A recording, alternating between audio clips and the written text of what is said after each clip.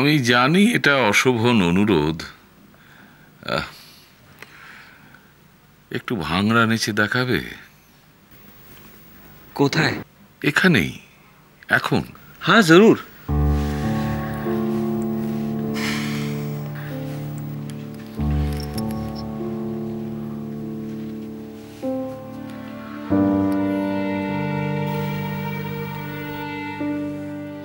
काली तेरी छोटी परंद तेरा लालनी, रूप दी और रानी तू परंद को संभालनी। काली तेरी छोटी परंद तेरा लालनी, रूप दी और रानी तू परंद को संभालनी। किसी मंचली का तुझ पे आ गया जो दिल, होगी बड़ी मुश्किल, आह बड़ी मुश्किल, बड़ी बड़ी मुश्किल, आह बड़ी मुश्किल। वाह বাহ, পাঞ্জাবি ভাষা তো তোমার শরীরে, এই যে বললে জানো না, তো ভালো করে পাঞ্জাবি ভাষাটা লেখাপড়া করো। কষ্ট করে তোমাকে আর ওই কুমোর পাড়ার গরুর গাড়ি মুখস্থ করতে হবে না। না না ঠাকুরদা, ও এটাও পারবে ওটাও পারবে, ও খুব ট্যালেন্টেড। তাহলে তো কোনো কথাই নেই। তো তুমি আমাদের মিষ্টু দিদিকে একটু পাঞ্জাবি ভাষাটা শিখিয়ে দিও, দুজনেরই ভালো হবে। ও ভালো কথা আলাপ করিয়ে দিইনি, ইনি আমার পুত্রবধূ। পুত্রবধূ মানে জানো, ছেলের বউ। আর এ হচ্ছে সঞ্জয়, মিষ্টুর বন্ধুর দাদা।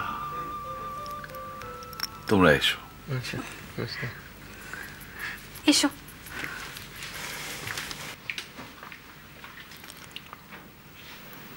বাবা, ওটা কি করছিল?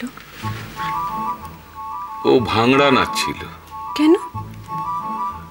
আমি বললাম, আসলে মিষ্টু ওকে কুমোর পাড়ার গরুর গাড়ি কবিতাটা মুখস্থ করিয়ে এনেছে আমাকে ইমপ্রেস করার জন্য।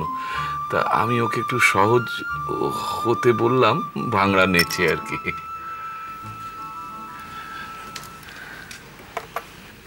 বোমা, তোমার একটা অভিযোগ ছিল না যে বাড়িতে বিবাহযোগ্য কন্যা থাকতেও আমি কেন পুপে দিদির বিয়ের আয়োজন করছি? বাবা, অভিযোগ না, ওটা খারাপ দেখায়, তাই আপনাকে বলেছিলাম। তখন আমার উত্তরটা জানা ছিল না, কিন্তু এখন আমি নিশ্চিত করে বলতে পারি,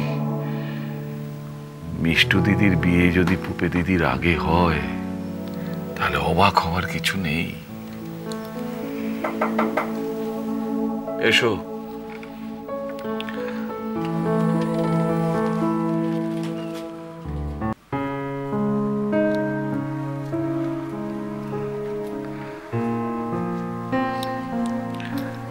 বসো বসো। থাক, আমি এই কদিন বিছানায় বসছিলাম। এই কদিন মানে? পরশু মিতার কাজ অপঘাতে, তো তাই ওরা 3 দিনে করতে হলো। ও, আমি জানি আপনি কোনো অনুষ্ঠানে যান না। সেদিন যখন অত কষ্ট করে গিয়েছিলেন, তখন কাজের দিন যদি একটু গিয়ে দাঁড়ান। আমি নিমন্ত্রণে যাইনি শঙ্কর, আমি নিজের ইচ্ছে গিয়েছিলাম, কেউ আমাকে যেতে বলেনি। আর কাজের দিনের অনুষ্ঠান, ও আমাকে বাদ দাও, আমি এখান থেকেই প্রার্থনা করব। বেশ, আপনাকে আমি জোর করব না। কার্ডটা আমি সাক্ষ্যবাবুর কাছে রেখে গেছি। তুমি আছো কেমন?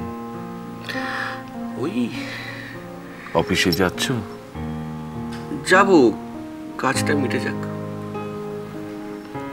যদি একা লাগে, যদি আমার সঙ্গে কথা বলতে ইচ্ছে করে, চলে এসো। ফোন টোন করতে হবে না, আমি বাড়িতেই থাকি। আমি একটু আপনার ছোট ছেলের সঙ্গে দেখা করতে চাই, উনি কিছু মনে করবেন না তো? না না, মনে করবে কেন? বৌমা, তুমি চিঠিটা এনেছো? আগে হ্যাঁ, 2টো কার্ডে আমি সাক্ষ্যবাবুর কাছে রেখে গেছি।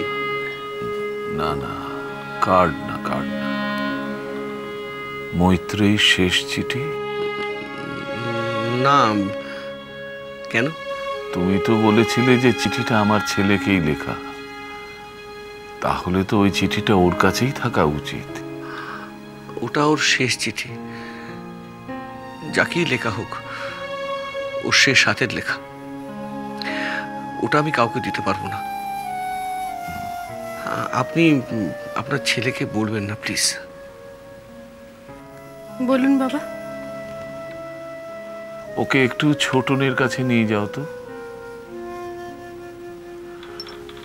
তুমি চাইলে ওটা তোমার কাছেই থাক। ভালো থেকো।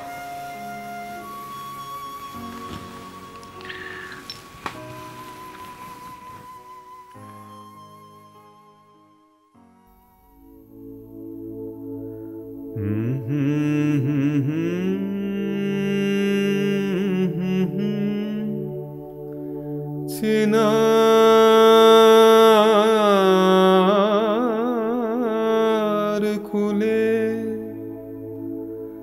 বাঁধন যে তার গেল খুলে,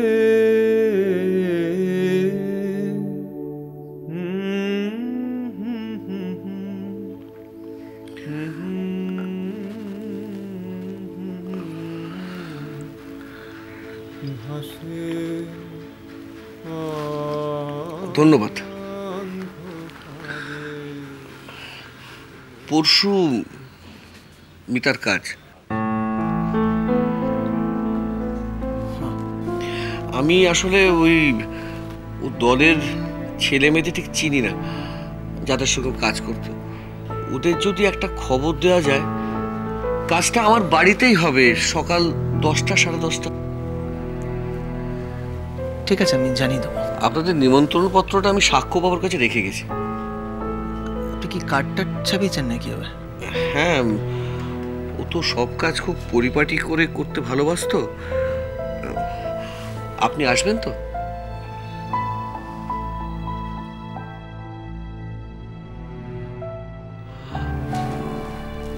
প্লিজ অন্তত 5 মিনিটের জন্য হলেও কিন্তু আসবেন, তা না হলে ও খুব কষ্ট পাবে। ও আর নেই শঙ্করবাবু, সব দুঃখ কষ্টের উপরে চলে গেছে। ও আছে। দেখুন, আমি ওকে আপনার কাছে আসতে দিইনি। আমি তো জানি ও কতটা জেদি। ও কিন্তু আপনার জন্য অপেক্ষা করবে। ঠিক আছে, আমি চেষ্টা করব। আমি জানি আপনি ওর গুরু। আপনার সঙ্গে ওর একটা বিশেষ ঘনিষ্ঠতাও ছিল, সেটা মনের। দেখুন, আমার মন তো ওর মতো অতটা সেন্সিটিভ নয়, আর মন তো মনকেই খোঁজে। যেটা মরে গেছে সেটা ওর শরীর, ওর মন কিন্তু এখনো মরেনি। ওর মন কিন্তু আপনাকে ঠিক খুঁজবে। আপনি কিন্তু আসবেন। আমি আপনাদের বাড়ি ঠিক চিনি না। না না, উনি তো গিয়েছিলেন। আমি কিন্তু আর আসতে চাই না শঙ্কর। বেশ, আমি জোর করব না, কিন্তু আপনি আসবেন। আপনি নিজেকে আমার জায়গায় দাঁড় করিয়ে ভাবুন। আমার খুব খারাপ লাগছে আপনাকে বারবার কথাটা বলতে। আমার জন্য আসতে হবে না, অন্তত মিতার জন্য আসবেন। ও কিন্তু আপনার পথ চেয়ে থাকবে। আসি।